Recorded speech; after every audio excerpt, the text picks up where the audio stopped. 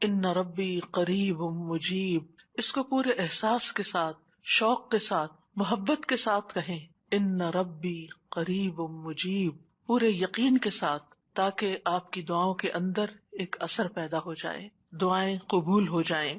دعا مانگنے کے آداب میں سے یہ ہے کہ انسان سب سے پہلے اللہ سبحانہ تعالیٰ کی حمد و ثنا بیان کرے۔ ابن مسعود رضی اللہ عنہ کہتے ہیں، جب کوئی آدمی اللہ سے سوال کرنے کا ارادہ کرے، یعنی دعا مانگنے کا ارادہ کرے، نیت کرے، تو پہلے وہ اللہ کی ایسی حمد و ثنا بیان کرے جو اس کے لائق ہے، پھر نبی صلی اللہ علیہ وسلم پر درود بھیجے، اس کے بعد دعا کرے۔ تو گویا پہلے اللہ تعالیٰ کی تعریف، پھر درود شریف، اور پھر اپنی حاجت اور اپنا سوال۔ بس اس طرح کرنے سے ممکن ہوگا کہ وہ کامیاب ہو جائے، یعنی اس کی دعا پوری ہو جائے۔ مسند احمد کی ایک روایت میں آتا ہے، رسول اللہ صلی اللہ علیہ وسلم نے ایک آدمی کو نماز میں دعا کرتے ہوئے سنا کہ اس نے نہ اللہ عز و جل کا ذکر کیا اور نہ ہی نبی صلی اللہ علیہ وسلم پر درود پڑھا، یعنی جو آخر میں ہم اتحیات میں پڑھتے ہیں۔ تو رسول اللہ صلی اللہ علیہ وسلم نے فرمایا، اس نے جلد بازی سے کام لیا۔ پھر اسے بلایا اور اسے اور دوسروں سے فرمایا، جب تم میں سے کوئی شخص نماز پڑھے تو پہلے اپنے رب کی تعریف و ثنا کرے۔ تو ہم نماز شروع کرتے ہیں اللہ اکبر کہہ کر، تو سب سے پہلے ہاتھ باندھ کر کیا کرتے ہیں؟ سبحانک اللہم و بحمدک و تبارک اسمک و تعالی جدک، اللہ تعالیٰ کی تسبیح بیان کرتے ہیں، حمد کرتے ہیں، اللہ تعالیٰ کی بڑائی بیان کرتے ہیں۔ اس کے بعد سورۃ الفاتحہ پڑھتے ہیں تو وہاں بھی اللہ تعالیٰ کی سب سے پہلے حمد و ثنا کرتے ہیں، اللہ تعالیٰ کی صفات کا ذکر کرتے ہیں، پھر اس کے بعد دعا مانگتے ہیں۔ اسی طرح جب ہم نماز کا اختتام کر رہے ہوتے ہیں تو نماز کے اختتام پر بھی اللہ تعالیٰ کی تعریف کے بعد پھر ہم درود شریف پڑھتے ہیں، اور نماز کے بالکل آخری حصے میں پھر جتنی چاہیں دعائیں مانگیں، پھر دعائیں قبول بھی ہوتی ہیں۔ تو یہ نماز کے اینڈ پر، یعنی پہلے حمد و ثنا، اللہ کا ذکر، تسبیحات جیسے رکوع میں تسبیح، اور پھر رکوع سے اٹھتے ہوئے اللہ تعالیٰ کی تعریف، اور پھر مختلف ارکان ادا کرتے ہوئے بار بار اللہ اکبر کا کہنا، اور پھر اس کے بعد یہ کہ جب سارے کام پورے ہو جاتے ہیں تو پھر اللہ تعالیٰ سے مانگا جاتا ہے کہ اللہ تعالیٰ تو ہمیں عطا کر۔ تو جس نے پہلے اپنے رب کی تعریف کی، پھر نبی صلی اللہ علیہ وسلم پر درود پڑھا اور پھر اس کے بعد دعا کی، تو اس کی دعا قبول ہوگی۔ جہاں تک اللہ سبحانہ تعالیٰ کی تعریف کا، حمد و ثنا کا تعلق ہے، تو اس میں ہم قرآن مجید کی طرف اگر رجوع کریں تو سب سے بہترین ثنا اور دعا اور اللہ تعالیٰ کی تعریف کا آغاز سورۃ الفاتحہ سے ہوتا ہے۔ الحمد للہ رب العالمین الرحمن الرحیم مالک یوم الدین ایاک نعبد و ایاک نستعین اہدنا الصراط المستقیم صراط الذین انعمت علیہم غیر المغضوب علیہم ولا الضالین۔ سورۃ الفاتحہ اللہ تعالیٰ کی حمد و ثنا پر مشتمل سورت ہے۔ رسول اللہ صلی اللہ علیہ وسلم نے فرمایا، اللہ تعالیٰ فرماتے ہیں، اور یہ حدیث قدسی ہے، کہ نماز یعنی سورۃ الفاتحہ میرے اور میرے بندے کے درمیان نصف نصف تقسیم کر دی گئی ہے، اور میرے بندے کے لیے وہ ہے جو وہ مانگے۔ جب بندہ الحمد للہ رب العالمین کہتا ہے تو اللہ تعالیٰ فرماتے ہیں، میرے بندے نے میری حمد بیان کی۔ تو گویا سورۃ الفاتحہ میں سب سے پہلے ہم کیا کرتے ہیں؟ قرآن مجید کے آغاز میں الحمد للہ کہتے ہیں، تعریف سے بات شروع کرتے ہیں۔ پھر فرمایا، اور جب وہ الرحمن الرحیم کہتا ہے تو اللہ تعالیٰ فرماتا ہے، میرے بندے نے میری ثنا کی، یعنی میری تعریف بیان کی۔ اور جب وہ مالک یوم الدین کہتا ہے تو اللہ تعالیٰ فرماتے ہیں، میرے بندے نے میری بزرگی بیان کی، یا فرماتا ہے کہ میرے بندے نے اپنے کام میرے سپرد کر دیے۔ اور جب وہ ایاک نعبد و ایاک نستعین کہتا ہے تو اللہ تعالیٰ فرماتا ہے، یہ میرے اور میرے بندے کے درمیان ہے، اور میرے بندے کے لیے وہ ہے جو اس نے مانگا ہے، میرے بندے کے لیے وہ ہے جو اس نے مانگا ہے۔ تو گویا قرآن مجید کی پہلی سورت میں ہی ہمیں مانگنے کا ادب سکھا دیا گیا کہ مانگنے کے لیے سب سے پہلے اللہ تعالیٰ کی حمد و ثنا کرو، اللہ تعالیٰ کی تعریف بیان کرو، اور پھر ایاک نعبد یہ دعائے عبادت ہے، و ایاک نستعین دعائے مسئلہ ہے، جس میں ہم اللہ تعالیٰ سے مدد چاہتے ہیں زندگی کے تمام کاموں میں۔ اور پھر جب بندہ اہدنا الصراط المستقیم آخر تک کہتا ہے تو اللہ تعالیٰ فرماتا ہے، یہ میرے بندے کے لیے ہے، اور میرے بندے کے لیے وہ ہے جو اس نے مانگا۔ اور یہاں ایک اور بات قابل غور ہے کہ مانگنے کی چیزوں میں سب سے پہلی چیز ہدایت ہے، رہنمائی ہے، دین کے معاملات میں بھی، دنیا کے معاملات میں بھی۔ ہم ہر قدم پر اللہ تعالیٰ کی رہنمائی کے محتاج ہیں. ہم بہترین گائیڈنس وہیں سے لے سکتے ہیں. اور جب ہم دن کی ہر نماز کی ہر رکعت کے اندر اللہ تعالیٰ سے ہدایت مانگتے ہیں اور اللہ تعالیٰ ہماری دعا قبول کر کے ہماری رہنمائی کرتے ہیں، تو آپ سوچئے کہ زندگی کا یہ سفر کتنا خوبصورت ہو سکتا ہے، اور پھر اس کا اختتام کتنا خوبصورت ہو سکتا ہے، اور پھر اس کا انجام کتنا پیارا ہو سکتا ہے. لہٰذا اللہ تعالیٰ سے ہم سب ہدایت مانگتے رہیں. اور ویسے بھی آپ دیکھیں کہ سورۃ الفاتحہ پڑھنے کے بعد جو دعا کی جاتی ہے وہ دعا قبول ہوتی ہے، یعنی یہ قبولیت دعا کی بھی علامت ہے. ابن عباس کہتے ہیں کہ اس دوران کے جبریل علیہ السلام نبی صلی اللہ علیہ وسلم کے پاس بیٹھے ہوئے تھے کہ اچانک انہوں نے اوپر سے ایک آواز سنی تو آپ نے اپنا سر اٹھایا. جبریل علیہ السلام نے فرمایا کہ یہ آسمان کا ایک دروازہ ہے جسے صرف آج کے دن کھولا گیا ہے، اس سے پہلے کبھی نہیں کھولا گیا تھا. پھر اس سے ایک فرشتہ اترا تو جبریل علیہ السلام نے فرمایا یہ فرشتہ جو زمین کی طرف اترا ہے یہ آج سے پہلے کبھی نہیں اترا. پھر اس فرشتے نے سلام کیا اور کہا کہ آپ کو 2 نوروں کی خوشخبری ہے جو آپ کو دیے گئے اور آپ سے پہلے کسی نبی کو نہیں دیے گئے، ایک سورۃ الفاتحہ اور دوسری سورۃ البقرہ کی آخری 2 آیات. جب بھی آپ ان دونوں میں سے کوئی بھی دعائیا جملے پڑھیں گے، یعنی اہدنا الصراط المستقیم اور وہاں پر آمن الرسول کے آخر میں جو دعائیں آتی ہیں، تو آپ کو مانگی ہوئی چیز ضرور عطا کر دی جائے گی.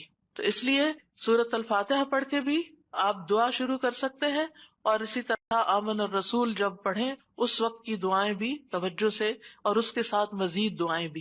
یعنی یہ دعا تو ہم مانگیں گے ہی، اہدنا الصراط المستقیم. اور پھر آپ دیکھیے جب ہم پریشان ہوتے ہیں، ہم فکر مند ہوتے ہیں، ہم بیمار ہوتے ہیں، تو اس موقع پر بھی ہمیں رہنمائی کی ہی ضرورت ہوتی ہے کہ اب اس مسئلے کے حل کے لیے، اس بیماری کے علاج کے لیے، اس مشکل سے نکلنے کے لیے ہم کیا کریں. پھر اللہ تعالیٰ رستہ دکھا دیتا ہے اور ہم اس رستے کو اختیار کرتے ہیں اور اس مشکل سے باہر آ جاتے ہیں. تو اس لیے انسان کو ان دونوں چیزوں پر پورا اعتماد ہونا چاہیے. اور پھر آپ دیکھیے کہ حمد ہوتی کیا ہے. حمد اصل میں اللہ تعالیٰ کی تعریف کے لیے لفظ استعمال ہو رہا ہے یہاں پر، یعنی محبت اور تعظیم کے ساتھ اللہ تعالیٰ کا کامل وصف بیان کرنا، اللہ تعالیٰ کی تعریف بیان کرنا. کیونکہ اللہ تعالیٰ اپنی ذات، اپنی صفات، اپنے افعال، یہ 3 لفظ یاد رکھیے گا، اپنی ذات، اپنی صفات اور اپنے افعال یعنی کاموں میں کامل ہے، پرفیکٹ ہے. اس کے علاوہ کوئی اور ایسا نہیں کہ جس کے اندر کمال ہو. یہ کمال صرف اللہ تعالیٰ کے لیے ہے. اس لیے تعریف بھی اللہ ہی کی. فَلِلَّهِ الْحَمْدُ رَبِّ السَّمَاوَاتِ وَرَبِّ الْأَرْضِ رَبِّ الْعَالَمِينَ، کہ سب تعریف اللہ ہی کے لیے ہے جو آسمانوں کا رب ہے، زمین کا رب ہے اور سارے جہان والوں کا رب ہے. کیونکہ اسی نے سب کو پیدا کیا، زمین و آسمان اور جو کچھ ان کے بیچ میں ہے. اور پھر یہ کہ ہر نعمت جو ہمیں ملی اسی کی طرف سے. سب چیزوں کو پیدا کرنے والا خالق وہ، ہمارا بھی خالق وہ، اور پھر اس کے بعد ہمارا مالک بھی وہ، ہمارا رازق بھی وہ. جو کچھ بھی ہمارے پاس ہے، وَمَا بِكُم مِّن نِّعْمَةٍ فَمِنَ اللَّهِ، اسی کی طرف سے ہے. اس لیے سب تعریف بھی اسی کی. جب سب کچھ دیا اس نے تو پھر شکر بھی اسی کا ادا کرنا چاہیے. اور پھر آپ دیکھیے کہ ہدایت کا سبب جو کتاب اللہ ہے وہ بھی اللہ نے ہمیں دی، لہٰذا اس پر بھی اللہ تعالیٰ کی تعریف. تو اللہ تعالیٰ نہ صرف یہ کہ دنیا میں بلکہ آخرت میں بھی تعریف کا حقدار ہے. الحمد للہ الذی لہ ما فی السماوات وما فی الارض وَلَهُ الْحَمْدُ فِي الْآخِرَةِ وَهُوَ الْحَكِيمُ الْخَبِيرُ. سب تعریف اللہ کے لیے ہے کہ جو کچھ آسمانوں میں ہے اور جو کچھ زمین میں ہے سب اسی کا ہے، اور آخرت میں بھی سب تعریف اسی کے لیے ہے. وہی کمال حکمت والا، ہر چیز کی خوب خبر رکھنے والا ہے. اور پھر اللہ تعالیٰ کی صفات کا جو ذکر ہے کہ کیوں نہ اس کی تعریف کی جائے، کیونکہ وہ تو مہربان ہے، رحمان اور رحیم ہے. اور اللہ تعالیٰ کی 100 رحمتیں ہیں جن میں سے صرف ایک اس دنیا کے لیے، باقی 99 آخرت کے لیے. اس لیے تعریف دنیا میں بھی اللہ کی اور آخرت میں بھی. اور پھر مالک یوم الدین بھی وہی ہے کہ جس دن ہمارے اعمال کا فیصلہ ہوگا، اس لیے تعریف اسی کی کہ اس نے یہ فیصلہ اپنے ہاتھ میں رکھا ہے. اور پھر ہم اسی کی عبادت کرتے ہیں. جس رب کی اتنی صفات ہوں پھر اس کی عبادت کیوں نہ کی جائے، اور اسی سے ہم مدد چاہتے ہیں اور سب سے پہلے ہدایت چاہتے ہیں، اور پھر انعام یافتہ لوگوں میں شامل ہونا چاہتے ہیں. ان لوگوں میں نہیں جن پر رب ناراض ہے، اور ان میں بھی نہیں کہ جو بھٹکے ہوئے لوگ ہیں. تو سورۃ الفاتحہ میں جہاں دعا کا ادب بیان ہو رہا ہے وہاں اللہ تعالیٰ کی صفات کا بھی ذکر ہے، کیونکہ فَلِلَّهِ الْأَسْمَاءُ الْحُسْنَى فَادْعُوهُ بِهَا، سب اچھے اچھے نام اللہ کے ہیں، لہٰذا ان ناموں کے ساتھ اس کو پکارو، یعنی اس کی صفات بیان کر کے، اس کی تعریف کر کے اس کو پکارو۔ نبی صلی اللہ علیہ وسلم جب صبح کے وقت اٹھتے تھے اور تہجد کی نماز شروع کرتے تھے تو اس وقت ہاتھ باندھ کر دعا پڑھتے تھے، یعنی اذا قام من اللیل یتہجد قال، اس وقت کیا پڑھتے؟ اللہم لک الحمد، اللہ سب تعریف تیرے ہی لیے ہے، انت قیم السماوات والارض ومن فیہن ولک الحمد لک ملک السماوات والارض ومن فیہن ولک الحمد انت نور السماوات والارض ولک الحمد انت الحق ووعدک الحق ولقاؤک حق وقولک حق والجنۃ حق والنار حق والنبیون حق ومحمد صلی اللہ علیہ وسلم حق والساعۃ حق۔ اس کے بعد دعا کرتے اللہم لک اسلمت وبک آمنت وعلیک توکلت وإلیک انبت وإلیک خاصمت وإلیک حاکمت فاغفر لی ما قدمت وما اخرت وما اسررت وما اعلنت انت المقدم وانت المؤخر لا الہ الا انت۔ یہ تھا آپ کی دعا مانگنے کا انداز۔ کتنی زیادہ پہلے اللہ تعالیٰ کی تعریف کی اور پھر اس کے بعد اپنا آپ اللہ تعالیٰ کے سپرد کیا، اور آخر میں جو معصوم عن الخطا ہے نبی صلی اللہ علیہ وسلم، جن کی کوئی غلطیاں ہی نہیں، کوئی گناہ ہی نہیں، وہ کیا مانگ رہے ہیں؟ ایک چیز مانگ رہے ہیں، کیا؟ فاغفر لی ما قدمت وما اخرت وما اسررت وما اعلنت، اللہ تو مجھے بخش دے، میرے اگلے پچھلے پوشیدہ اور ظاہری گناہوں کو معاف کر دے، تو ہی پہلے تھا اور تو ہی آخر میں ہوگا، تیرے سوا کوئی معبود نہیں۔ نبی صلی اللہ علیہ وسلم کے تہجد کے وقت کی اس دعا سے ہمارے لیے سیکھنے کی کیا بات ہے کہ دعا کا ایک بڑا حصہ کس پر مبنی ہونا چاہیے؟ اللہ تعالیٰ کی تعریف پر مبنی ہونا چاہیے۔ لیکن ہم نے کبھی یہ دعا کا سلیقہ سیکھا ہی نہیں، اللہ تعالیٰ کی یہ تعریف کبھی اس طرح کی ہی نہیں۔ ہمیں صرف اپنا آپ ہی یاد رہتا ہے، صرف اپنے مسائل یاد رہتے ہیں، صرف اپنی پریشانیوں کا ذکر رہتا ہے، اللہ تعالیٰ کی حمد و ثنا ہم بھولے رہتے ہیں۔ اور پھر یہ کہ اللہ سبحانہ و تعالیٰ کی حمد و ثنا کا حق ادا نہیں ہو سکتا جتنی بھی ہم کریں، اس لیے جو اللہ کے پیارے بندے ہوتے ہیں وہ اللہ تعالیٰ کی حمد و ثنا میں زیادہ وقت لگاتے ہیں۔ تو آج سے جو سیکھنے کی بات ہے، جو ٹیک ہوم میسج ہے، وہ یہ کہ ہم اگر چاہتے ہیں کہ اللہ تعالیٰ ہماری مشکلات آسان کریں، ہمیں بخش دے دنیا میں بھی اور آخرت میں بھی، تو پھر اللہ کی تعریف بیان، اللہ کی توحید بیان کریں، اللہ تعالیٰ کی حمد بیان کریں، اللہ تعالیٰ کی تکبیر بیان کریں، اللہ تعالیٰ کی تسبیح بیان کریں۔ اور پھر ہم دیکھتے ہیں کہ قیامت کے دن اللہ تعالیٰ نبی صلی اللہ علیہ وسلم کو سفارش کرنے سے پہلے اپنی حمد سکھائیں گے۔ یعنی ایک تو دنیا کے دعائیں ہیں نا جو دنیا میں ہم مانگتے ہیں، اور آخرت میں اس بات کی دعا کہ اللہ تعالیٰ آپ حساب کتاب قائم کر دیں، یہ بھی ایک دعا ہوگی نا، یہ سفارش ایک دعا ہے۔ لیکن اس سفارش سے پہلے کیا ہوگا؟ یعنی قیامت کے دن جب لوگ پریشان ہوں گے، انبیاء کے پاس جائیں گے تو انبیاء ان کو آگے بھیجتے جائیں گے، حتیٰ کہ لوگ محمد صلی اللہ علیہ وسلم کے پاس آئیں گے۔ تو حدیث میں آتا ہے کہ وہ کہیں گے تم سب محمد صلی اللہ علیہ وسلم کے پاس جاؤ، اللہ نے ان کے اگلے پچھلے سب گناہ معاف فرما دیے ہیں، تو وہ سب میرے پاس آئیں گے، تو میں سب کو لے کر اللہ کی بارگاہ میں حاضر ہونے کی اجازت چاہوں گا۔ اجازت ملنے پر سجدے میں گر پڑوں گا۔ عاجزی دیکھیے، ہمبلنس دیکھیے، اور جب تک اللہ چاہے گا میں سجدے میں ہی رہوں گا، یعنی جتنا اللہ پسند کرے گا اتنی دیر میں جھکا ہی رہوں گا۔ ہمارے سجدے کیسے ہوتے؟ ٹھونگے مار رہے ہوتے، اوپر نیچے، بس تھوڑی سی ایکسرسائز۔ حکم ہوگا اے محمد اپنا سر سجدے سے اٹھاؤ، مانگو دیے جاؤ گے، کہو سنا جائے گا، اور سفارش کرو تمہاری سفارش قبول کی جائے گی۔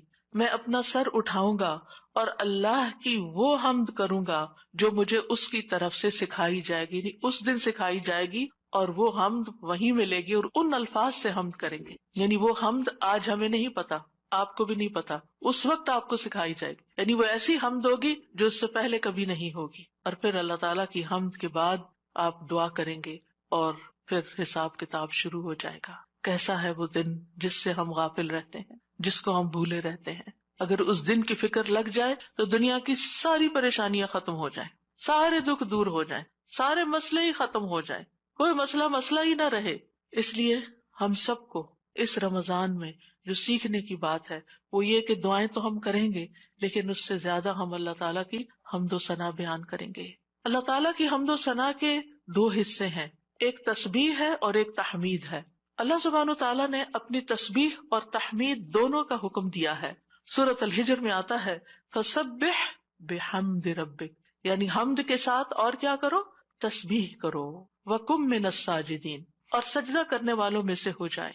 سورۃ النصر میں آتا ہے فسبح بحمد ربک واستغفرہ انہ کان توابا، آپ اپنے رب کی حمد کے ساتھ اس کی تسبیح کیجیے اور اس سے بخشش طلب کیجیے، یقیناً وہ بڑا توبہ قبول کرنے والا ہے۔ سورۃ الواقعہ میں آتا ہے فسبح بسم ربک العظیم۔ سورۃ الاعلی میں آتا ہے سبح اسم ربک الاعلی، یعنی باقاعدہ تسبیح کا حکم دیا گیا ہے۔ ایک اور جگہ آتا ہے وسبح بحمد ربک بالعشی والابکار، صبح و شام اپنے رب کی حمد کے ساتھ تسبیح کیجیے۔ اللہ تعالیٰ اہل ایمان کو بھی حکم دیتے ہیں، مجھے اور آپ کو بھی حکم دیتے ہیں، یا ایھا الذین آمنوا اذکروا اللہ ذکرا کثیرا وسبحوہ بکرۃ واصیلا، اے ایمان والو اللہ کو بکثرت یاد کرو اور صبح و شام اس کی تسبیح کیا کرو۔ کیوں؟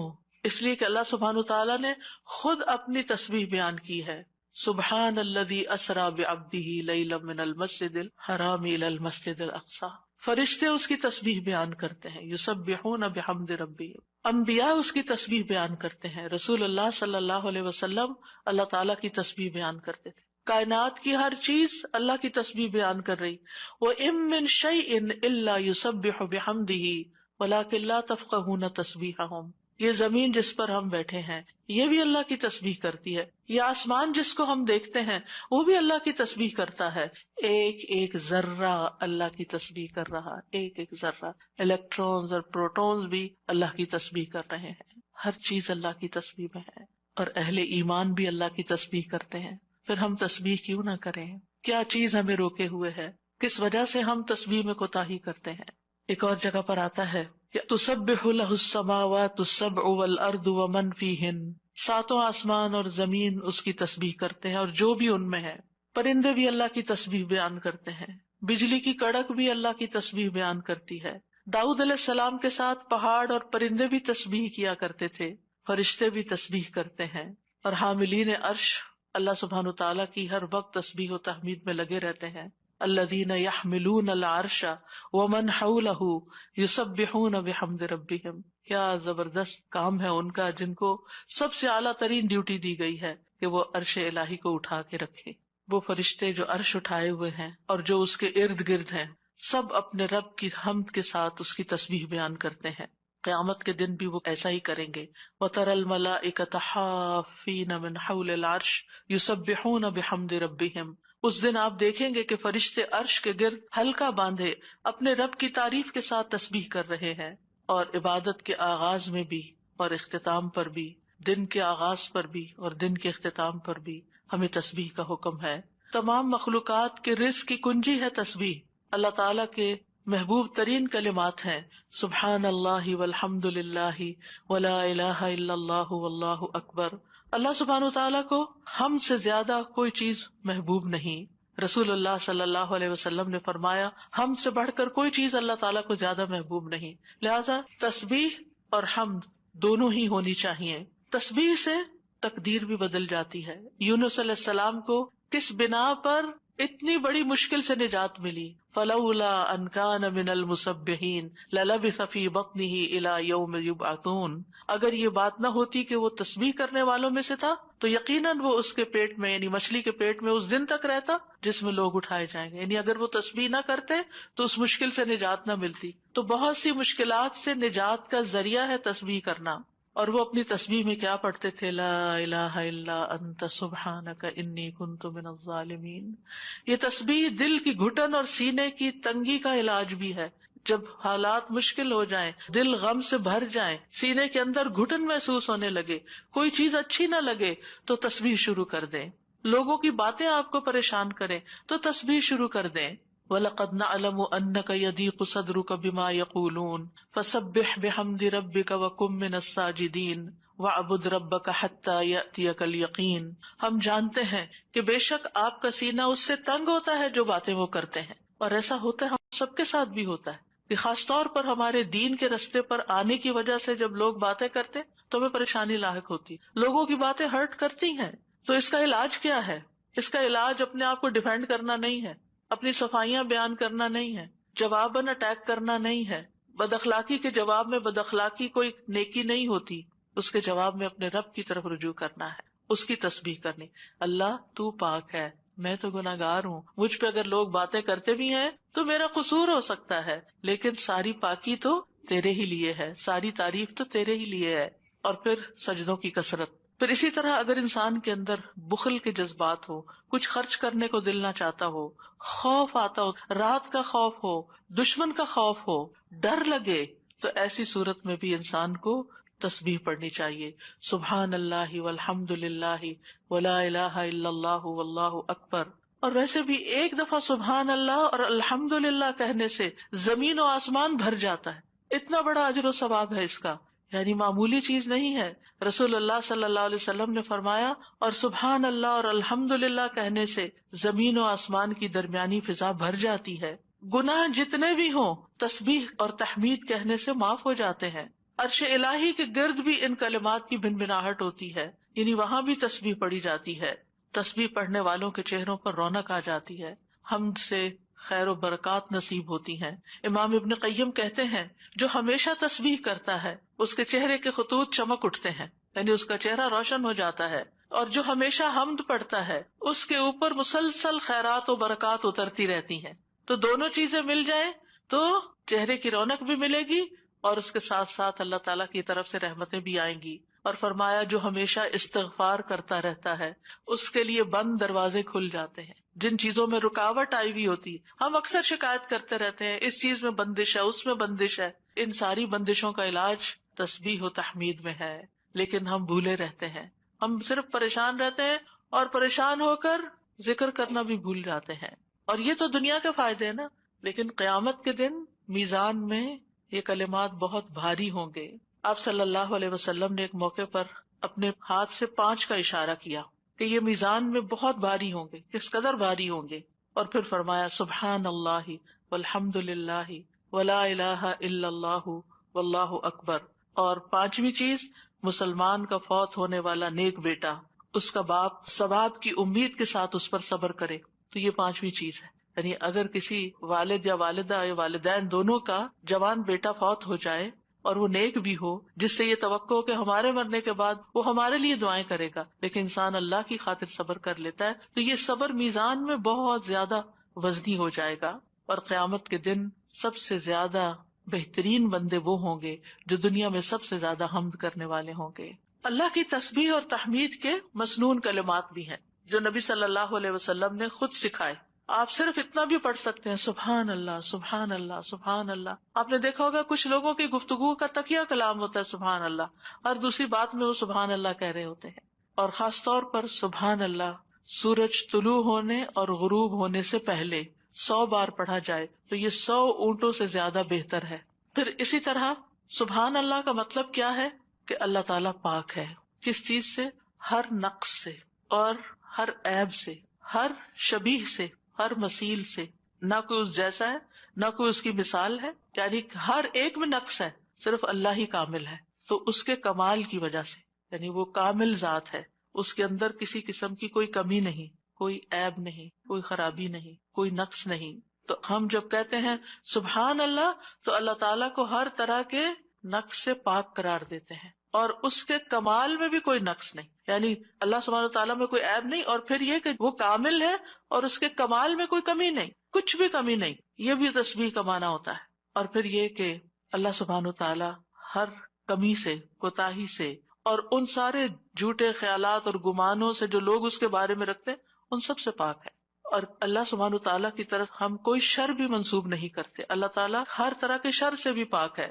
تو یہ اللہ تعالیٰ کی بڑائی کا ایک کلمہ ہے.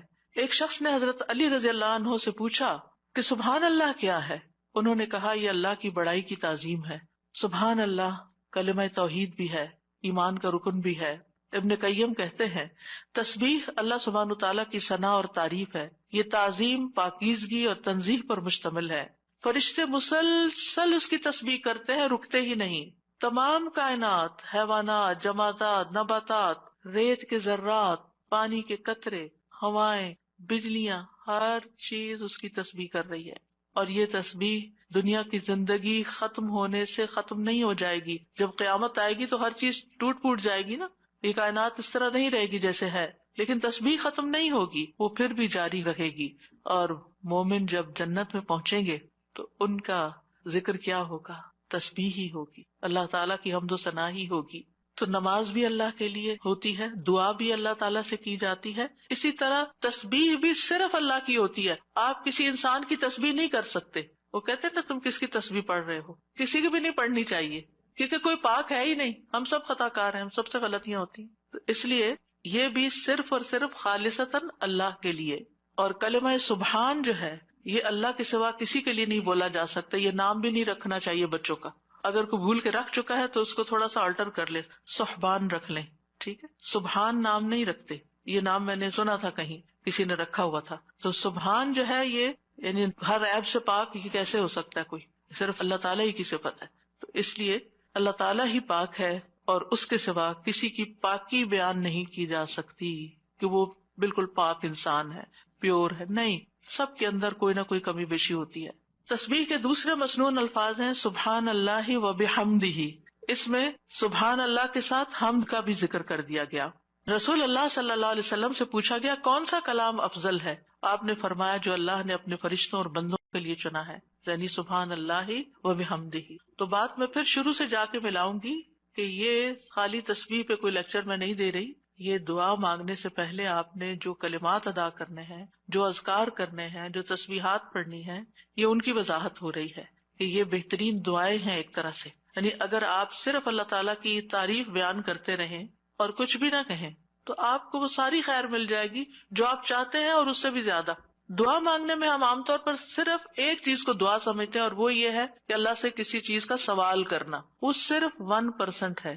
اللہ تعالیٰ سے دعا کے مختلف طریقے ہیں اور اسی میں سے ایک اس کی حمد و ثنا بیان کرنا، بلکہ کچھ مانگنے سے پہلے تو لازمی طور پر اس کی حمد و ثنا کرنا. تو سبحان اللہ کہنا جو ہے یہ توحید کی انتہا ہے کہ اللہ تعالیٰ کو ان عیوب سے پاک قرار دینا جو اس کے شان کے لائق نہیں. اور پھر یہ کہ کوئی بھی چیز جو اللہ تعالیٰ کی عظمت کے خلاف ہے، کوئی بات، کوئی کام، کوئی اشارہ، کوئی چیز، ان سب کو بھی نگیٹ کرنا. اب اس میں آپ دیکھیں کہ ہم ایک طرف سبحان اللہ کہتے ہیں کہ اللہ تعالیٰ ہر عیب سے پاک ہے، دوسری طرف کہتے ہیں وہ بحمدہ اور اس کی تعریف بیان کرتا ہوں. یعنی ایک میں ہم نگیٹ کرتے ہیں ہر برائی کو، اس سے ہر عیب کو، اور دوسرے میں ہم اس کی صفات بیان کرتے ہیں، اس کی تعریف کرتے ہیں. تو تعریف مکمل ہی تب ہوتی ہے جب آپ تسبیح بھی کریں اور حمد بھی کریں. تو سبحان اللہ کو الحمدللہ کے ساتھ ملا کر پڑھنے کی فضیلت زیادہ ہے. یعنی ویسے تو آپ صرف سبحان اللہ سبحان اللہ سبحان اللہ بھی کہہ سکتے ہیں، لیکن یہ آدھی بات ہے. لیکن جب آپ کہتے ہیں سبحان اللہ و بحمدہ، ابن تیمیہ کہتے ہیں کہ تسبیح تحمید کا ساتھی ہے، یہ ساتھ ہی آنی چاہیے، یعنی تعریف بھی ساتھ ہونی چاہیے. تیسرا ورژن ہے سبحان اللہ و بحمدہ سبحان اللہ العظیم.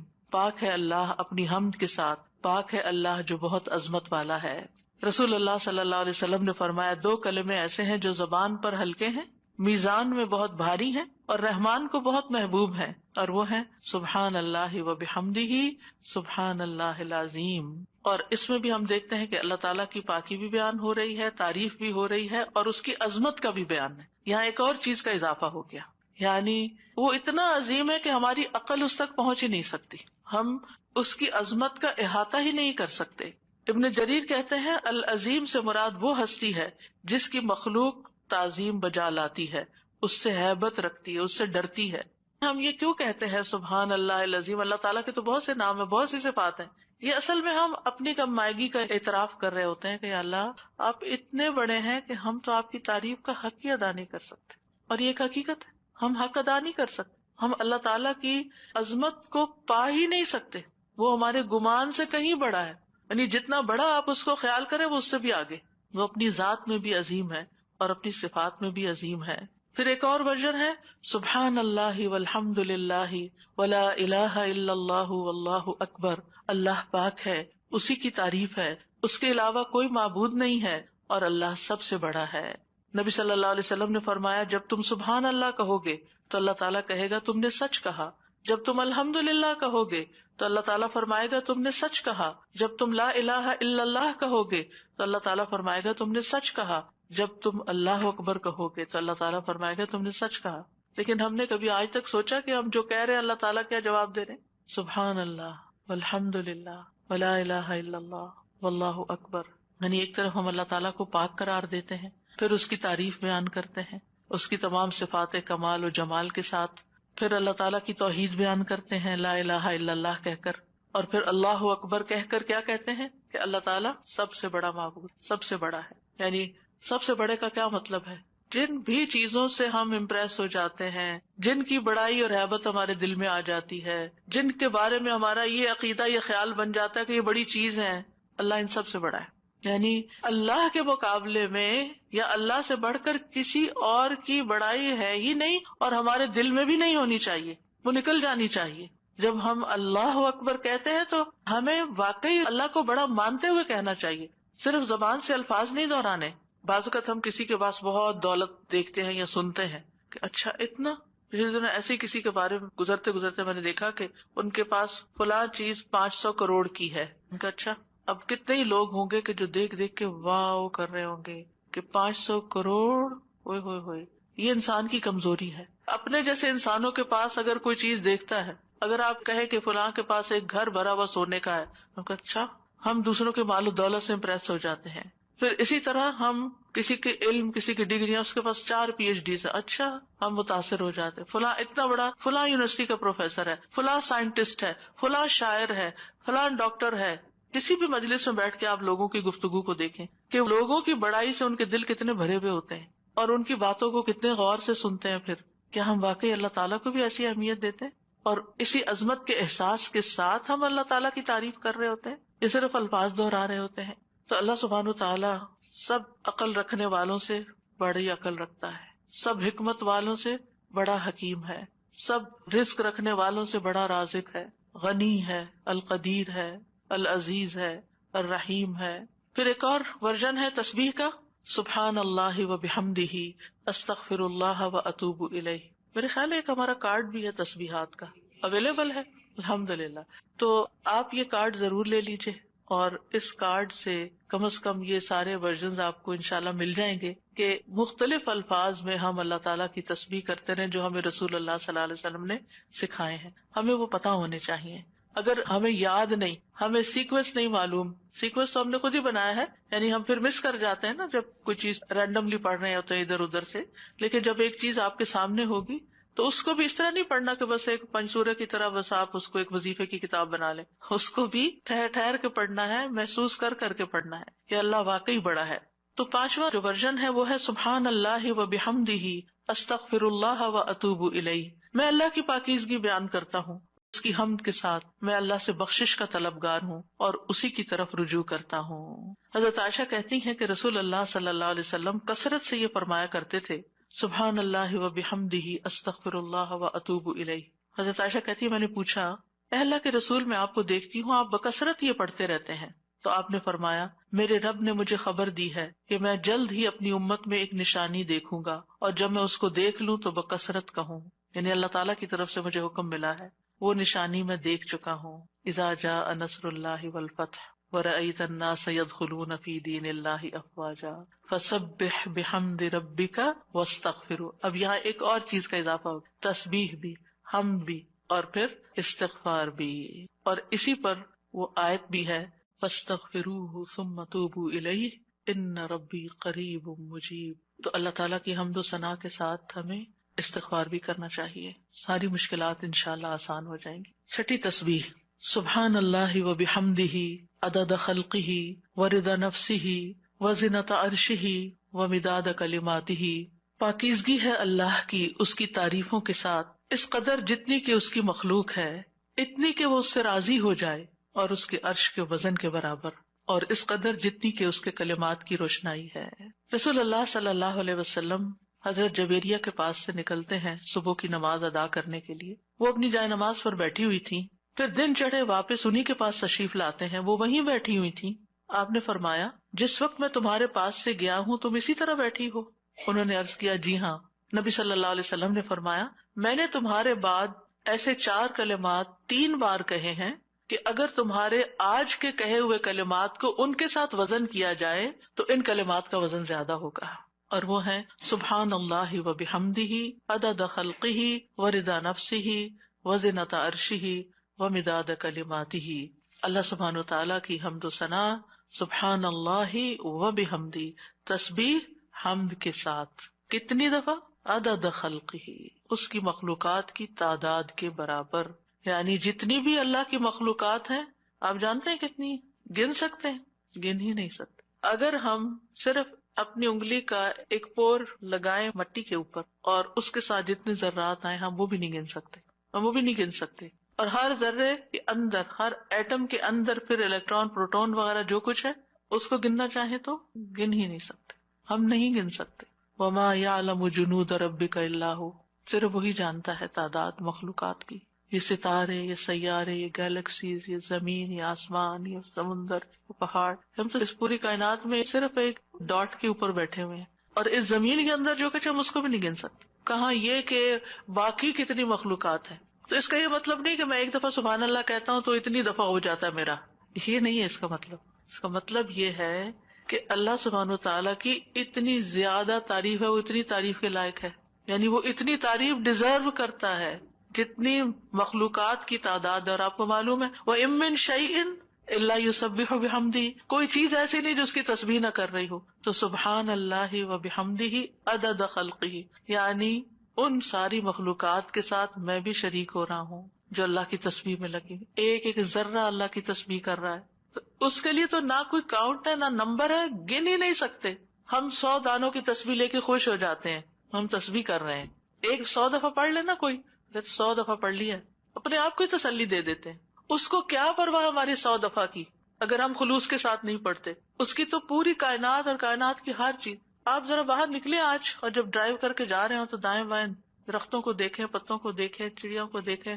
آج صبح اتفاق سے پھر سنو پڑنے لگی تو میں ونڈو سے جب دیکھنے لگی تو پہلا خیال مجھے یہ آیا، یا اللہ اچھی خاصی پڑھ رہی تھی، اتنے اس کے فلیکس ہیں، یہ سارے تسبیح کرتے ہوئے گر رہے ہیں، سجدے میں پڑھ رہے ہیں، سجدے میں پڑھ رہے ہیں، حکم مانتے چلے جا رہے، مانتے، اور جب تک اللہ کا حکم ہوگا برسیں گے، اور پھر جب ختم ہو جائے گا بس ختم ہو جائیں گے. اور تھوڑی دیر کے بعد ان کا وجود بھی ختم ہو گیا، یعنی انہوں نے اپنے حصے کی تسبیح کر لی. جتنی دیر میں پیدا ہوئے تھے، جتنی دیر میں ختم ہوئے، اپنی تسبیح کرتے کرتے گئے، آغاز سے انتہا تک. بارش کے قطرے، ہوائیں، اڑتے پتے، یعنی کوئی انتہا ہی نہیں. یہ تو بہت معمولی مثال ہے، اگر انسان غور کرنا شروع کرے تو کوئی اس کی انتہا نہیں. عدد خلقہ، دل بھر کے کہا کریں عدد خلقہ، اور اپنے امیجنیشن کو بڑھائیں. پھر آپ دیکھیں گے کہ آپ کے اندر اللہ کی محبت کیسی آئے گی. تو جس کی تسبیح، جس کی تعریف اتنی کائنات کر رہی، اگر میں نے کوتاہی کی تو سراسر میرا ہی نقصان ہے، اس کا کچھ نہیں بگڑے گا، اس کو پرواہ ہی نہیں ہے. میں کرتی ہوں یا نہیں اس کو نہیں پرواہ. ہاں اگر میں دل سے کرتی ہوں اور محبت سے کرتی ہوں تو وہ بڑا ہی قدردان ہے. اور اس میں آپ دیکھیں کہ مخلوقات کی صرف ایک قسم مراد نہیں ہے، جن، انسان، فرشتے، چھوٹے بڑے، جانور، حیوان، پرند چرند، سب کے سب. پھر اس کے بعد ورضا نفسی ہی، اور اس کے نفس کی رضا کے مطابق، یعنی جس سے وہ راضی ہو جائے، جتنی اس کے نفس کی رضا ہے، جتنی اللہ تعالیٰ اپنی ذات کے لیے تسبیح کو پسند کرتا ہے. یعنی میرے پاس تو الفاظ ہی نہیں، کیونکہ اللہ کی رضا کیا ہے؟ وَرِضْوَانُ اللَّهِ اکبر، سب سے بڑی چیز ہے اللہ کی رضا. یا انسانیوں کا کہ میں اللہ کی تسبیح کر رہی ہوں حتیٰ کہ وہ راضی ہو جائے، اور پھر اس کے بعد بھی تسبیح کر رہی ہوں، اس کے بعد بھی حمد ہے، وہ مجھ سے راضی بھی ہو جائے پھر بھی میں مزید کروں گی. یہ نہیں کہ میرا ایم یہ ہے کہ بس اللہ کو راضی کرنا ہے اور راضی ہو گیا بس میرا کام ختم. نہیں، اس سے زیادہ، اس سے آگے. وزنت عرشہ، اس کے عرش کے وزن کے برابر، یعنی میں اتنی حمد اور تسبیح بیان کر رہی ہوں جتنا عرش کا وزن ہے. عرش ساری مخلوقات میں سے سب سے بڑی چیز ہے. وَهُوَ رَبُّ الْعَرْشِ الْعَظِيمِ. ابو ذر کہتے ہیں نبی صلی اللہ علیہ وسلم نے فرمایا، اے ابو ذر، کرسی کے مقابلے میں 7 آسمان اس طرح ہیں جیسے بیابان زمین میں کوئی چھلا پڑا ہوا ہو. پھر کرسی کے مقابلے میں عرش کا حجم اتنا ہے جیسے اس چھلے کے مقابلے میں بیابان کا وجود ہے. سبحان اللہ. اگر کرسی جو وسع کرسیہ السماوات والارض ہے، اس کی حیثیت اتنی ہے عرش کے سامنے جیسے زمین و آسمان کی کرسی کے سامنے، تو پھر عرش کتنا بڑا ہوگا. اور آپ کو معلوم ہے کہ اس کی مقدار کو اللہ کے سوا کوئی نہیں جانتا.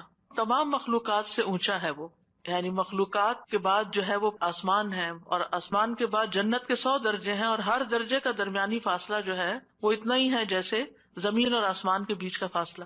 اور جنت الفردوس کی چھت کے اوپر عرش ہے. اسی لیے حضرت آسیہ نے کہا تھا رب ابنی لی عندک بیتا فی الجنہ، کہ قرب ہی قرب ہو، کیونکہ اس قرب میں لذت ہے، اس کو قریب محسوس کرنے میں اصل مزہ ہے. اور حقیقت یہ ہے کہ اس دنیا میں سب سے زیادہ خوبصورت احساس، سب سے زیادہ لذت والی چیز رب کی معرفت ہے. یہ سب سے بڑی حقیقت ہے، سب سے بڑا ٹروتھ ہے. جو اپنے رب کو پا لیتا ہے اور اپنے رب کے قرب کو محسوس کر لیتا ہے، پھر اس کے سامنے دنیا کی ہر نعمت چھوٹی ہو جاتی ہے، ہر مسئلہ چھوٹا ہو جاتا ہے، کیونکہ اس نے پا لیا ہے جس کو پانا چاہیے تھا، جس کے لیے وہ بھیجا گیا تھا دنیا میں، اس نے اس کو پا لیا. تو بہرحال اللہ تعالیٰ کے عرش کے وزن کے برابر اس کی حمد و ثنا. ومداد کلماتی ہی، کلمات سے مراد اللہ کا وہ کلام ہے جس کے ساتھ اللہ نے اپنے رسولوں کے ساتھ کلام کیا، جو کتابوں کی شکل میں اتارا، جو اس کے لوح محفوظ میں ہے. یہ کلام، اس کی وسعت کیا ہے؟ قرآن مجید میں آتا ہے قل لو کان البحر مدادا لکلمات ربہ لنفد البحر قبل ان تنفد کلمات ربہ ولو جئنا بمثلہ مددا. کہہ دیجئے اگر سمندر میرے رب کی باتوں کے لیے سیاہی بن جائے تو یقیناً سمندر ختم ہو جائے گا اس سے پہلے کہ میرے رب کی باتیں ختم ہوں، اگرچہ ہم اس کے برابر اور سیاہی لے آئے. دوسری جگہ پر آتا ہے سبعۃ ابحر، 7 سمندر بھی مزید آ جائیں تو خشک ہو جائیں گے لکھ لکھ کر، لیکن رب کے کلمات ختم نہیں ہوں گے.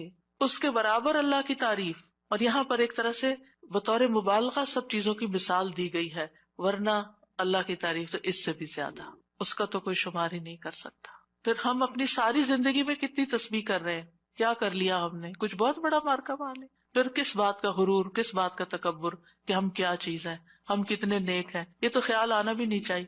حاملین عرش، جو فرشتے عرش اٹھائے ہوئے ہیں، وہ اللہ تعالیٰ کی تسبیح بیان کرتے ہیں اور کہتے ہیں ما عبدناک حق عبادتک، ہم نے آپ کی عبادت کا حق ہی ادا نہیں کیا. وہ اللہ کی عظمت کو جانتے ہیں نا، اس لیے کہتے ہیں کہ ہم نے عبادت کا حق ادا نہیں کیا.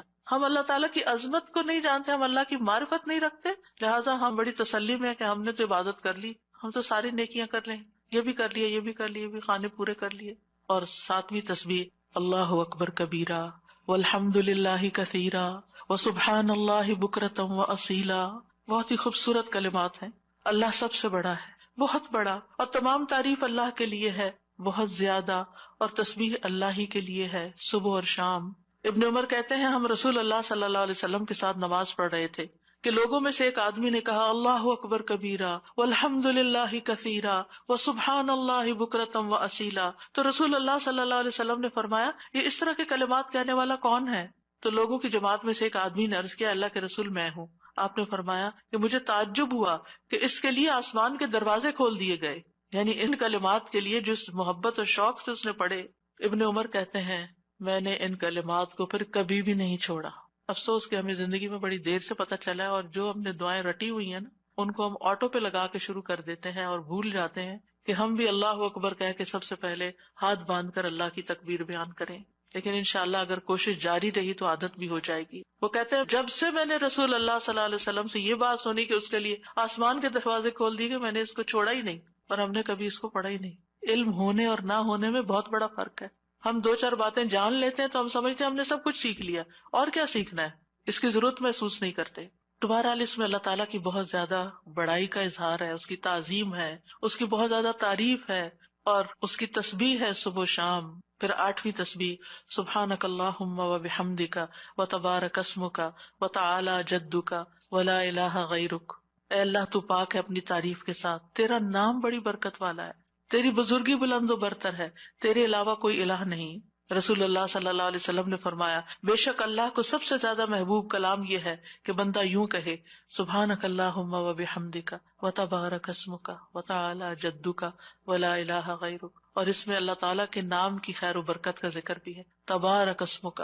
9ویں تسبیح سبحان اللہ لا شریک لہ لہ الملک ولہ الحمد وہو علی کل شیء قدیر لا حول ولا قوۃ الا باللہ سبحان اللہ وبحمدہ.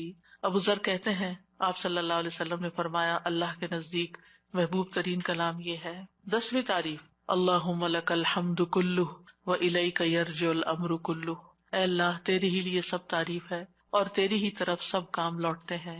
ایک اعرابی نے کہا کہ مجھے کوئی دعا سکھا دے جس سے مجھے فائدہ پہنچے، تو آپ نے اس کو یہ دعا سکھا دی، اللہم لک الحمد کلہ، ساری ہی تعریف تیرے لیے، وإلیک یرجع الامر کلہ، سارے معاملات تیرے ہی حضور پیش ہوتے ہیں، یعنی تعریف کا حقدار بھی تو ہی ہے، اور اس کے بعد یہ کہ ہمارے اعمال ہوں یا کام ہوں یا جو بھی معاملات ہوں سب کے سب تیرے ہی پاس جا رہے ہیں۔ اور پھر اللہم ربنا لک الحمد ملء السماوات وملء الارض وملء ما شئت من شیء بعد، اے اللہ، اے ہمارے رب، تیرے ہی لیے ہر قسم کی تعریف ہے جس سے کہ آسمان بھر جائیں، زمین بھر جائے، اور ہر وہ چیز بھر جائے جسے تو چاہے کہ وہ بھر جائے۔ رسول اللہ صلی اللہ علیہ وسلم یہ دعا مانگا کرتے تھے، اور یہ دعا جو ہے اس میں اللہ تعالیٰ کی حمد ہے جس کو کوئی شمار نہیں کر سکتا۔ اور پھر سبحان اللہ عدد ما خلق، آپ سب بھی پڑھیے میرے پیچھے، سبحان اللہ عدد ما خلق، سبحان اللہ ملء ما خلق، سبحان اللہ عدد ما فی الارض والسماء، سبحان اللہ ملء ما فی السماء والارض، سبحان اللہ ملء ما خلق، سبحان اللہ عدد ما احصا کتابہ، وسبحان اللہ ملء کل شیء۔ میں اللہ کی پاکیزگی بیان کرتا ہوں ان چیزوں کی گنتی کے برابر جو زمین و آسمان میں ہیں، میں اللہ کی اتنی پاکیزگی بیان کرتا ہوں جس سے وہ چیزیں بھر جائیں جو آسمان و زمین میں ہیں۔ کیا کہا؟ اتنی پاکیزگی بیان کرتا ہوں کہ جس سے ہر وہ چیز بھر جائے جو آسمان اور زمین میں ہے۔ اتنی بھر بھر کے میں تعریف کر رہا ہوں اللہ کی۔ میں اللہ کی پاکیزگی بیان کرتا ہوں جس سے اس کی مخلوقات بھر جائیں۔ میں اللہ کی پاکیزگی بیان کرتا ہوں ان چیزوں کی گنتی کے برابر جن کو اس نے اپنی کتاب میں شمار کیا، یعنی لوح محفوظ میں۔ اور میں اللہ کی اتنی پاکیزگی بیان کرتا ہوں جس سے ہر چیز بھر جائے۔ اور یہ خوبصورت ترین دعا ہے اللہ تعالیٰ کی تعریف کی۔ 12ویں تعریف ہے یا بدیع السماوات یا حی یا قیوم انی اسألک، اے آسمانوں کو پیدا کرنے والے، اے زندہ اور قائم رہنے والے، بے شک میں تجھ سے سوال کرتا ہوں۔ اب سوال پہ آ رہے ہیں کہ میں تجھی سے مانگتا ہوں، یعنی جس نے ہر چیز کو پیدا کیا، آسمان اور زمین کو نئے سرے سے پیدا کیا، وہ کچھ بھی کر سکتا ہے، اس کے لیے کوئی چیز بھی مشکل نہیں۔ اور پھر اس میں اللہ تعالیٰ کے اور ناموں کا بھی واسطہ ہے، الحی، القیوم کا بھی۔ 13ویں تعریف، اللہم انی اسألک انی اشہد انک انت اللہ لا الہ الا انت الاحد الصمد الذی لم یلد ولم یولد ولم یکن لہ کفوا احد۔ اے اللہ، بے شک میں تجھ سے سوال کرتا ہوں، بے شک میں گواہی دیتا ہوں کہ یقیناً تو ہی اللہ ہے، تیرے سوا کوئی الہ نہیں، تو ایک ہے، بے نیاز ہے، ایسی ذات ہے جس نے کسی کو جنم نہیں دیا اور نہ ہی تو جنم دیا گیا ہے، اور نہ ہی اس کا کوئی ہمسر ہے، اور نہ ہی وہ جنم دیا گیا اور نہ ہی اس کا کوئی ہمسر ہے۔ یہ وہ کلمات ہیں کہ جن کے بارے میں آپ صلی اللہ علیہ وسلم نے فرمایا، تم نے اللہ سے اس کا وہ نام لے کر مانگا ہے کہ جب اس کے اس نام کے ساتھ سوال کیا جاتا ہے تو وہ عطا کرتا ہے، یعنی وہ دیتا ہے تمہیں، اور جب اس کے ساتھ دعا کی جاتی ہے تو قبول فرماتا ہے۔ اور پھر 14ویں تعریف، اللہم انی اسألک بان لک الحمد لا الہ الا انت وحدک لا شریک لک المنان بدیع السماوات والارض ذی الجلال والاکرام۔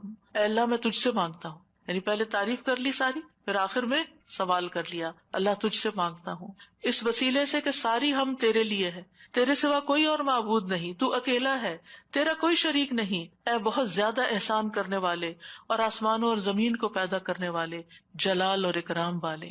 نبی صلی اللہ علیہ وسلم نے ایک بار ایک آدمی کو اس طرح دعا کرتے ہوئے دیکھا تو آپ نے فرمایا، یقیناً تو نے اللہ سے اس کے اسم اعظم کے ذریعے دعا مانگی ہے، جب اس کے ذریعے دعا مانگی جائے تو اللہ اسے ضرور قبول کرتا ہے، اور جب اس کے ذریعے سوال کیا جائے تو ضرور عطا کرتا ہے۔ تو دعا کرنے سے پہلے حمد و ثنا کرنی چاہیے۔ پہلی دفعہ احساس ہوا استاذہ کہ ایسے ہی ہم دل میں اللہ تعالیٰ سے باتیں کرتے ہیں نا، تو ایسے ہی بس بے دھڑک ایک دعا کرنا شروع کی اور ایک دم I just stopped in my tracks. میں نے کہا سبحان اللہ، مجھے تسبیح سے ادب جیسے ایک لفظ یاد رہ گیا کہ ادب بھی نہیں ہے کہ کس طرح سے مانگنا ہے۔ ٹھیک ہے، الحمدللہ ایک ہماری ایک ہوتی ہے انفارمل کانورسیشن اللہ تعالیٰ سے، لیکن ادب اور پھر اس کے ساتھ جو ایک عاجزی اور ایک جو فارمل ایک پورا، اور اسپیشلی نماز کے اندر یہ چیز بہت زیادہ محسوس ہوئی کہ کیا پڑھ رہے ہیں اور کیسے پڑھ رہے ہیں، اس چیز کا کتنا خیال کرنے کی ضرورت ہے۔ تو بہت الحمدللہ فائدہ مند ہے اللہ کا شکر۔ السلام علیکم سر، ہم یہ سوچتے کہ پھر گھوم کے بعد یہ تھے کہ ہم صرف اپنے بارے میں سوچتے نا کہ وی وانٹ دس، اور اللہ سبحانہ تعالیٰ کی تعریف جب کرنے کی بات ہوتی ہے تو پھر ہم یعنی اللہ سبحانہ تعالیٰ کی حمد و ثنا جو ہے وہ ایک طرح سے اللہ تعالیٰ کا شکر بھی ہے نا، ان ساری نعمتوں پر جو اس نے پہلے سے ہمیں دے رکھی ہیں، زندگی کی نعمت، آزادی کی نعمت، رزق کی نعمت، اولاد کی نعمت، بے شمار نعمتیں. وَإِن تَعُدُّوا نِعْمَتَ اللَّهِ لَا تُحْصُوهَا. وہ نعمتیں بھول کر پھر کوئی اور چیز چاہیے تو ایسے ہی بے ڈھنگے لوگوں کی طرح ہمیں یہ چاہیے، ہمیں یہ چاہیے، ہمیں یہ چاہیے. اونلی فوکسنگ ہم نیڈ پہ کر رہے ہوتے ہیں اپنی. اس کو آپ محسوس کریں نا کہ جیسے آپ کے بچوں کے پاس الحمدللہ دنیا کی ہر نعمت ہے، لیکن اس پر وہ آپ کا کوئی شکریہ ادا کیے بغیر یا کوئی اطاعت یا فرمانبرداری یا ایک محبت کا اظہار کیے بغیر پھر ان کو کوئی مطلب پیش آ جاتا ہے تو پھر وہ کہتے ہیں ہمیں یہ چاہیے. تو کیسا لگتا ہے؟ چاہے اپنے بچے ہوں، کیسا محسوس ہوتا ہے کہ ان کو ذرا احساس نہیں کہ ہم نے ان کے ساتھ کیسے کیسے احسانات کیے ہوئے ہیں، اور ان کو صرف اس وقت ہماری یاد آتی ہے جب ان کو کوئی ضرورت پڑتی ہے. اس کے بغیر یہ ہمیں یاد بھی نہیں کرتے. ہمارا تو اس سے بھی برا حال ہے. اور وہ کیا کہ ہم اللہ تعالیٰ کا صحیح معنوں میں ذکر بھی نہیں کرتے، یاد بھی نہیں کرتے، شکر بھی ادا نہیں کرتے، اور پھر اس کے بعد صرف اس وقت اس کے پاس آتے ہیں جب ہماری کوئی ضرورت ہوتی ہے، اور اس میں بھی ادب کا خیال کیے بغیر ہم بس پھر جو ہمارا دل چاہتا ہے ہم جیسے تیسے کہہ دیتے. وہ پھر بھی سن لیتا ہے، پھر بھی عطا کرتا ہے، کیونکہ ان ربی رحیم ودود. اللہ مہربان بھی ہے، بڑی محبت کرنے والا بھی ہے. جہاں وہ قریب اور مجیب ہے، وہ رحیم اور ودود بھی ہے. سادہ جی، جب ہم اللہ تعالیٰ کی حمد و ثنا کرتے ہیں تو وی فیل سو کلوز ٹو اللہ سبحانہ Yes. تعالیٰ. ایسے فیلنگ نہیں آتی جب تک اللہ تعالیٰ کو سمجھے نہ، ان کی تعریف نہ کریں اللہ تعالیٰ کی. بالکل. استاذہ جی مجھے تو بس یہی ہو رہا تھا سن کے، وما قدر اللہ کا قدری. کتنی دفعہ ہم نے مسبحات بھی پڑھی اور تدبر کے ساتھ بھی پڑھی، لیکن مجھے لگ رہا تھا کہ ہمیں ہر وقت ریمائنڈرز کی ضرورت ہے. جیسے ہم بھول جاتے ہیں بار بار بار بار، اور اتنے اندر تک جیسے ایک جھنجھوڑ سی نہیں ہو گئی کہ اللہ کی تسبیح تو ہر مخلوق اس کی کر رہی ہے اور کتنی کنٹینیوس کر رہی ہے. ہم پھر بھول جاتے ہیں، پھر تھوڑا سا کرتے ہیں، پھر کہتے ہیں ہمارا اب یہ بس یہ ٹائم ہے تسبیح کا، حالانکہ تسبیح بس تو ہمارا یہ ساری ٹارگیٹ ہے، مخلوق بس اتنی کر لی اور پھر ہم نے فارغ. ٹائم مقرر کر لیا. ہم تو گن گن کے دیتے ہیں. اللہ سبحانہ تعالیٰ ہمیں ان گنت نعمتوں سے نوازتا ہے. کچھ وہ ہیں جن کو ہم جانتے ہیں، اور زیادہ تر تو وہ ہیں جن کو ہم جانتے بھی نہیں ہیں، تو ان کو ایکنالج بھی نہیں کرتے. جی استاذہ، پہلی دفعہ مجھے حمد اور تسبیح کا مطلب جو فرق تھا نا وہ سمجھ میں آیا. آج تک کبھی غور ہی نہیں کیا تھا کہ تسبیح پڑھتے ہوئے بس تسبیح تسبیح کر رہے ہوتے تھے، لیکن تسبیح کا مطلب کہ اللہ کو ہر عیب سے پاک کرنا، اور حمد پھر اس کی تعریف کرنا. مطلب یہ بات مجھے واقعی پہلی دفعہ سمجھ آئی، اور اب الحمدللہ تسبیح کرتے ہوئے اور حمد کرتے ہوئے پتہ چلتا ہے، فرق محسوس ہوتا ہے کہ یہ کیا مانگ رہے ہیں ہم. الحمدللہ. وہ ایک ہوتا ہے نا تزکیہ، اور پھر ہوتا ہے تحلیہ. تزکیہ ہوتا ہے کسی چیز کو پاک صاف کرنا، اور تحلیہ ہوتا ہے اس کو بیوٹیفائی کرنا.